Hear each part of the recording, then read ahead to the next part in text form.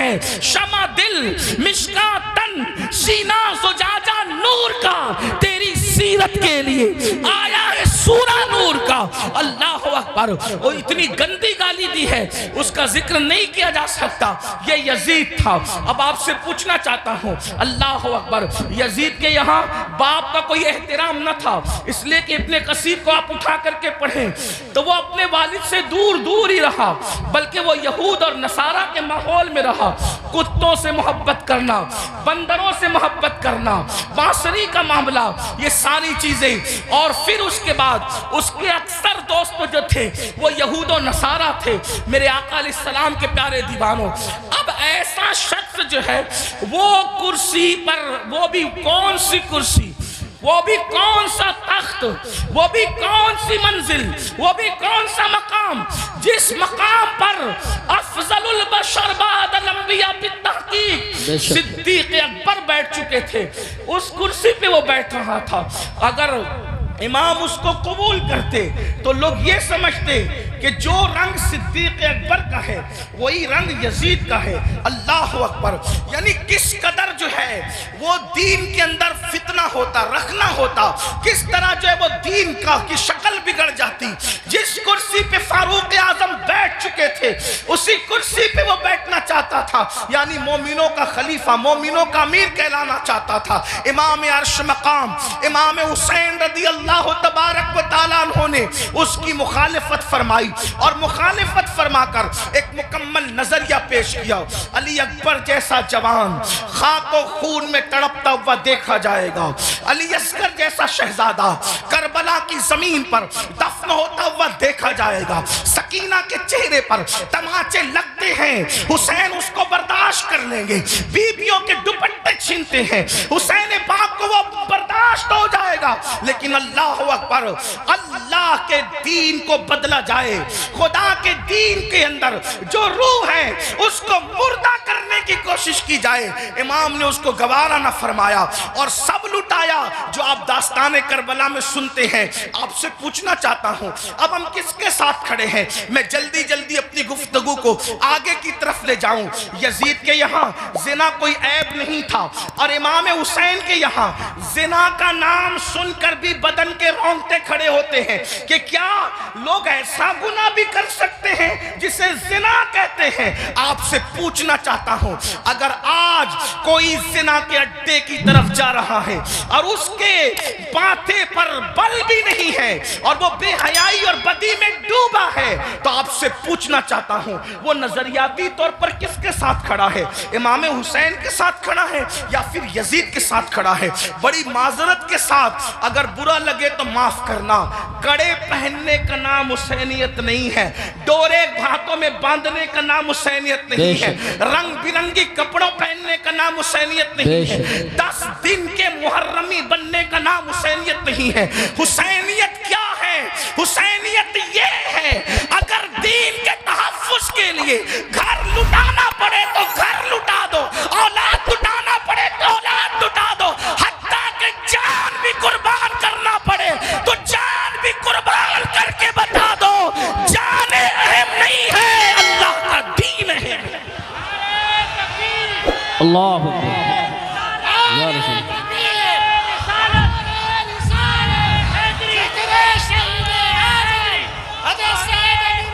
بڑی معذرت کے ساتھ کچھ لوگوں نے حسینیت کو بہت سستا کر دیا۔ اگر ڈوڑے کڑے اور کلر کے کپڑوں کا نام حسینیت ہوتا یا چند محفلوں کا نام حسینیت ہوتا پھر تو پوری دنیا حسینیت کی طرف آ جاتی۔ حسینیت اتنی آسان تو نہیں ہے نا۔ اس دور میں بھی 22,000 کا لشکر الگ کھڑا ہے اور 72 نفوس الگ کھڑے ہیں، اس سے پتا چلا حسینیت آسان نہیں ہے۔ اب اپنے آپ میں ڈوب کر سوچو قیامت کے دن اللہ اکبر کس کے ساتھ اٹھو گے؟ میری قوم کے وہ جوانوں جو اپنی راتوں کو گندی فلموں کے ساتھ جو ہے وہ اللہ اکبر جہنم کے عذاب کو قبول کرتے ہوئے، خدا کے چیلنج سے نہ ڈرتے ہوئے، نرم نرم گدوں پہ لیٹ کر اگر زنا کے مناظر دیکھ رہے ہو تو میں یہاں علماء موجود ہے ایک بات عرض کروں کہ یزید بھی تو کہیں پھر ایسا کام کرنے والوں سے اس معاملے میں 2 قدم پیچھے نظر آ رہا ہے۔ اور میری قوم کے وہ جوان جو اپنے آپ کو حسینی کہہ رہے ہیں، وہ اس معاملے کے اندر، اس معاملے میں کہہ رہا ہے، کیا وہ یزید سے 2 قدم آگے نظر نہیں آتے؟ اللہ بتاؤ تو صحیح، شہزادہ رسول سے محبت کا دعویٰ، اور کوئی مسلمان یہ تصور کر سکتا ہے کہ وہ زنا کے اڈے پہ جائے؟ وہ زنا جس کے بارے میں اللہ کے رسول صلی اللہ علیہ وآلہ وسلم غیب داں نبی نے فرمایا کہ قیامت کے دن زانیوں کو آگ کے کپڑے پہنائے جائیں گے، آگ کا کرتا پہنایا جائے گا، اور ان کی شرمگاہوں پر جہنم کی آگ بھڑکائی جائے گی۔ پھر اس کے بعد دوسری چیز شراب کو لے لیں، نشہ کو لے لیں۔ اللہ اکبر، 16 17 سال کے لڑکے آج ہمارے نشہ کی طرف جا رہے ہیں، اور اللہ اکبر نشہ کی طرف جو چیز لے جا رہی ہے، مجھے ایسا محسوس ہو رہا ہے کہ حقہ جو ہے وہ انسان کو نشے کی طرف تیزی کے ساتھ لے جا رہا ہے۔ میں حقے پر کوئی حکم تو نہیں لگا رہا ہوں، ویسے کوئی میں مفتی بھی نہیں ہوں کہ میں حقے پر کوئی حکم لگاؤں، حکم بیان کرنا میرا کام نہیں۔ میں ایک چھوٹا سا طالب علم ہوں، اصلاح معاشرہ کی محفل میں صرف دل کا درد لے کر کے آیا ہوں۔ ابتدا حقے سے ہوتی ہے، حقہ تو کوئی حرام نہیں، اس طرح کی لوگ بات کرتے ہیں، پھر دھیرے دھیرے سگریٹ پر آتے ہیں، اور سگریٹ کے اندر پھر کیا کیا لگا کے پیا جاتا ہے مجھ سے زیادہ آپ لوگ جانتے ہیں، اور آپ لوگوں سے ہی ہم تک باتیں پہنچتی ہیں، اور پھر دھیرے دھیرے انسان ایم ڈی کا، نشے کا، اور خدا جانے کس کس چیز کا عادی ہو جاتا ہے۔ آپ سے پوچھتا ہوں، یزید بھی نشہ کر رہا ہے، آپ بھی نشہ کر رہے ہیں، اور یزید کے اور آپ کے نشے میں فرق کیا ہے؟ اللہ اکبر، شاید یزید نے ایم ڈی وغیرہ کو خواب میں بھی نہیں دیکھا ہوگا۔ اللہ اکبر، اندازہ فرمائے کس طرف جا رہے ہو۔ اللہ اکبر، امام علی مقام علی جدی والی سلام کے سامنے یہ چیلنجز تھے۔ آپ اپنی قوم کو جرائم سے بچانا چاہتے تھے، آپ اپنی قوم کو گناہ سے بچانا چاہتے تھے۔ جانتے ہیں اللہ کے رسول صلی اللہ علیہ وآلہ وسلم نے بستیوں کے اجڑنے اور گھروں کے اجڑنے کے لیے جو بات بیان فرمائی ہے، اس کو دل کے کانوں سے سنیں۔ اللہ کے غیب داں نبی صلی اللہ علیہ وآلہ وسلم ارشاد فرماتے ہیں، راتوں کو کچھ لوگوں کے مکانات خود بخود زمین میں دھس جائیں گے، زمین کے اندر جو ہے زمین بوش ہو جائیں گے۔ آپ کبھی سنتے ہیں نا کہ فلاں بلڈنگ گر گئی، فلاں بلڈنگ زمین میں دفن ہو گئی۔ میں یہ نہیں کہتا کہ سب اسی وجہ سے ہوتی ہے، لیکن اللہ کے حبیب غیب داں نبی صلی اللہ علیہ وآلہ وسلم گھروں کے اجڑنے کے، گھروں کے زمین بوش ہونے کے اسباب کیا بیان کرتے ہیں۔ لوگ کہتے ہیں ہمارے گھروں پر یہ چل رہا ہے، وہ چل رہا ہے۔ میں نے کہا جو چلا رہے ہیں ہم ان کے بھی ساتھ نہیں ہیں، لیکن اپنا کرتوت بھی تو دیکھو۔ قرآن کہتا ہے وَمَا أَصَابَكُم مِّن مُّصِيبَةٍ فَبِمَا كَسَبَتْ أَيْدِيكُمْ، کہ تم پر جو بھی مصیبت آتی ہے وہ تمہارے کیے دھرا ہے، وہ تمہارے برے اعمال کا نتیجہ ہے۔ اللہ اکبر، کیا ہوا؟ آقا ارشاد فرماتے ہیں صلی اللہ علیہ وآلہ وسلم کہ کچھ لوگوں کے مکان راتوں رات زمین پہ گر جاتے ہیں، زمینوں میں دھس جاتے ہیں۔ صحابہ نے پوچھا یا رسول اللہ اس کی وجہ کیا ہے؟ آقا فرماتے ہیں 2 گناہ جب گھروں کے اندر کیے جاتے ہیں، 2 گناہ جب عمارتوں کے اندر کیے جاتے ہیں تو گھروں کو زمین میں دھسا دیا جاتا ہے، گھروں کو زمین بوش کر دیا جاتا ہے۔ پوچھا یا رسول اللہ وہ کیا ہے؟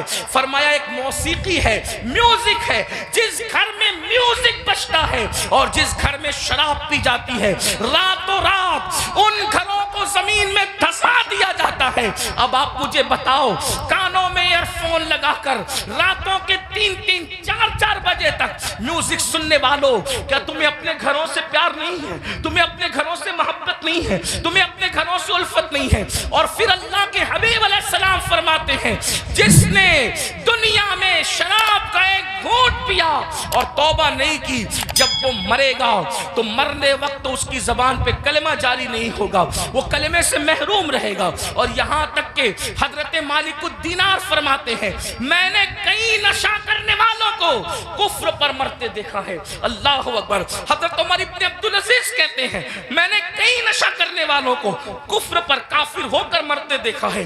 اللہ کے بندو ذرا غور تو کرو۔ پھر تیسری چیز لیتے ہیں نماز کے حوالے سے۔ 95% لوگ نماز نہیں پڑھتے ہمارے معاشرے کا، اور لوگ آسانی سے کہہ دیتے ہیں مولانا ہمیں ٹائم نہیں ملتا، بلکہ عاشور کے شب میں بھی جس میں جمعرات ہی کو جنگ ہو رہی تھی کربلا کی.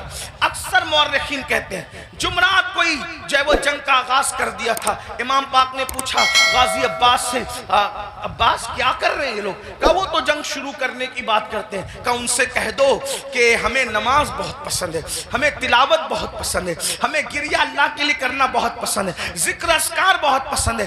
وہ جنگ تو ہونی ہے لیکن ایک رات کی وہ ہمیں مہلت دے دے تاکہ آنے والی رات شب عاشور ہے اس میں ہم اللہ کی عبادت کریں, گریہ وزاری کریں. آپ سے پوچھتا ہوں امام تو مہلت لے رہے ہیں عبادت کے لیے اور اللہ رب العزت نے ہمیں پوری زندگی دی ہے, عبادت کی طرف نہیں آتے. کتنی سادگی سے انسان کہتا ہے مولانا ٹائم نہیں ملتا. مجھے بتاؤ ہم سے بڑھ کر کے مکر کون کر رہا ہے؟ ہم کہتے ہیں ٹائم نہیں ملتا. اگر تلاوت کے لیے ٹائم نہیں ہے تو گھنٹوں گھنٹوں واٹس ایپ پر وقت کے لیے کیسے ٹائم ملتا ہے؟ اگر اللہ کی عبادت کے لیے ٹائم نہیں ہے تو فیس بک پر یوٹیوب پر گھنٹوں گزارنے کے لیے ٹائم کیسے ملتا ہے؟ دوستوں کے ساتھ گپ شپ کرنے کے لیے ٹائم کیسے ملتا ہے؟ یاد رکھیے اللہ کے بندو, کب تک عیاشیاں کرتے رہو گے, کب تک جرائم کرتے رہو گے, کب تک خدا کے غضب کو چیلنج کرتے رہو گے, کب تک اللہ کے عذاب کو دعوت دیتے رہو گے, کب تک خدا کے عذاب سے غفلت برتتے رہو گے؟ یاد رکھنا اللہ نے کسی کو بہت لمبی عمر ہمیشہ کے لیے نہیں دی ہے. آخر موت ہے موت, آخر موت ہے موت. جب اس نے محبوبوں کو موت دی ہے تو پھر مردودوں کا کیا حال ہوگا؟ جب اس نے مقربین کو موت کا مزہ چکھایا ہے تو دور رہنے والوں کا کیا حال ہوگا؟ یاد رکھنا جس دن روح کا رشتہ جسم سے ٹوٹ جائے گا اس دن سوائے پچھتاوے کے کچھ ہاتھ نہیں آئے گا. اللہ اللہ, جب لوگوں کے درمیان بیٹھتے ہو تو ولیوں کی طرح باتیں کرتے ہو اور جب تنہائیوں میں ہوتے ہو تو شیطان کا ننگا ناچ بن جاتے ہو. یہ منافقت نہیں ہے تو اور کیا ہے؟